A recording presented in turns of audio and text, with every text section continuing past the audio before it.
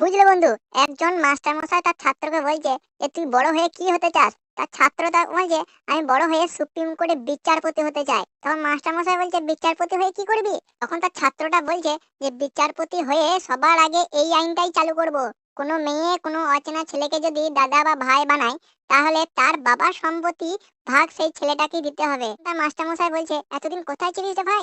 স্কুলের পর গেটে বাইরে দেখা করিস, দুই ভাই মিলে মাল খাবো আজ। বুঝলে বন্ধু, সবজির দোকানে দাঁড়িয়ে বন্ধুকে শুধু বলেছি যে রতনে রতন চেনে। এক ভদ্রলোক আমার মুখের দিকে কটকট কটকট করে তাকাচ্ছিল, খেয়াল করিনি উনি তখন কচু কিনছিল। বুঝলে বন্ধু, অবিবাহিতরা ভাবে যে বিবাহিতরাই সুখে আছে, আর বিবাহিতরা ভাবে যে অবিবাহিতরাই সুখে আছে। পার্থক্য শুধু একটাই, বিবাহিতরা দিনে ভাবে আর অবিবাহিতরা রাতে ভাবে, তাই না বন্ধু? বুঝলে বন্ধু, ওই আমাদের ক্লাবে রক্তদান শিবিরে গেলাম, সেখানে রক্ত তো দান করলোই না, বরং আমার থেকে উল্টে রক্ত নিয়ে নিল। তাই ভয়ে আর পাশের পাড়ার বস্ত্রদান শিবিরে যায়নি।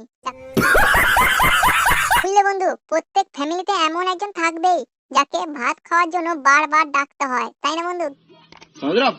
তা বন্ধু, কেমন লাগলো বটে? যদি ভালো লাগে লাইক কমেন্ট ও শেয়ার করে দিয়ে যাবেন, এবং যারা দেখছেন বটে তারা অবশ্যই নতুন চ্যানেলটিকে সাবস্ক্রাইব করে দিয়ে যাবেন। অসংখ্য ধন্যবাদ।